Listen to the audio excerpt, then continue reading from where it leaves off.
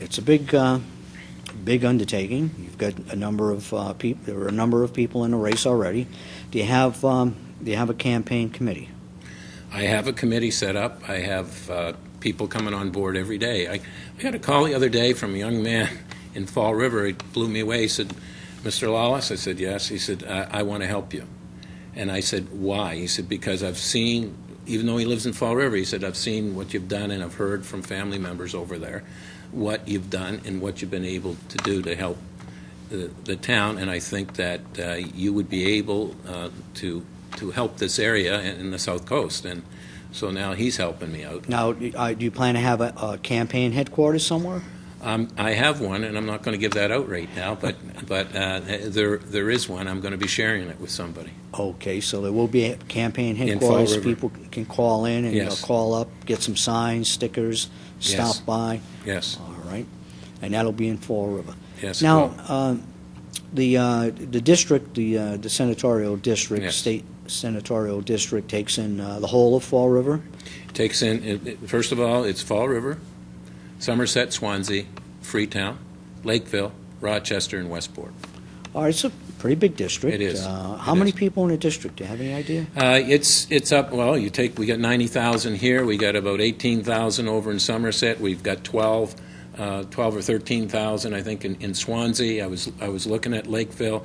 They're up around. I think they're up around 9,000. So you start adding it up. Rochester has about 5. And then 130,000 or so? Yeah. So that's a lot of people. It is a lot of people. And you want to reach as many as you can. How do you plan to reach as many people as you can, and especially voters? Yeah. Obviously. Well, what you have to do, Rich, it's called hard work, and it's like wearing out your shoes. You saw door to door. Door to door. You have to do some door to door. There's no question in this. You have to be at events. People have to see who you are.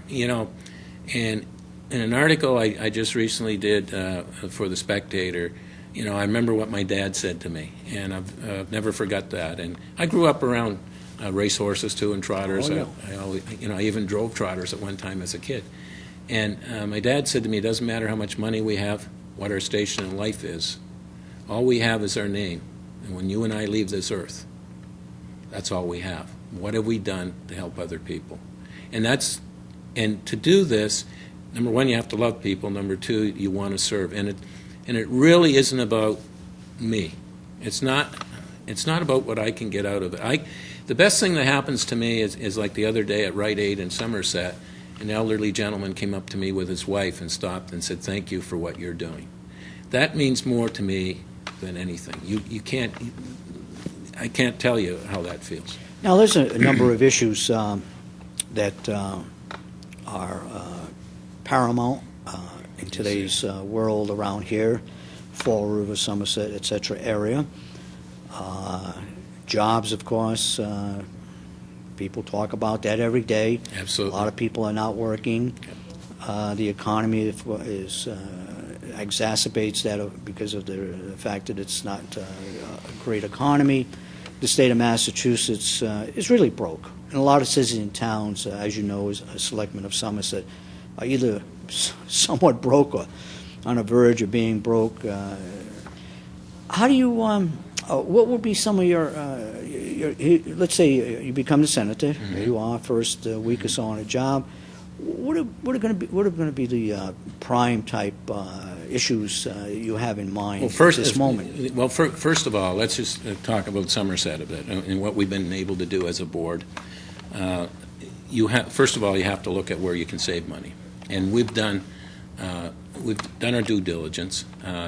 We worked a whole year to the dog officer. We combined with Swansea.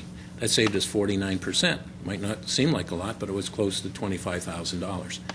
When I first came on the board, I recommended to put stop loss on we're self-insured fund of $7 million that we have, the health care.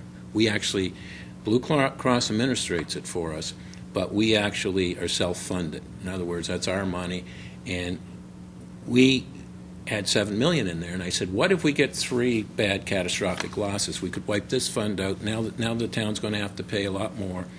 The employees are going to have to pay a lot more. So in the recommendation, we bought $2 million worth of insurance. It's stop-loss insurance. When our claims get to $350,000, this $2 million sits over the pot. Now, they hadn't had that in years, but just this year, I was just in to see Joe Bolton, our accountant. It saved $283,000 one case. So it's the $70,000. It really didn't cost us $70, Rich, because that fund was paying us at the time about $50,000 in interest. So it cost us $20,000, and we're in $250,000. Well, as a senator, are you able to transpose some of the things I think we can to the state level? I believe we can, but I also believe that we have to look at cities and towns. You have to come up and work together on certain issues. Purchase things in bulk right. together? Doing things like that, but also looking at where can we combine some services. That's the way we're, and I'm looking at this and I'm seeing we always rely on the state to give us money, in order to operate.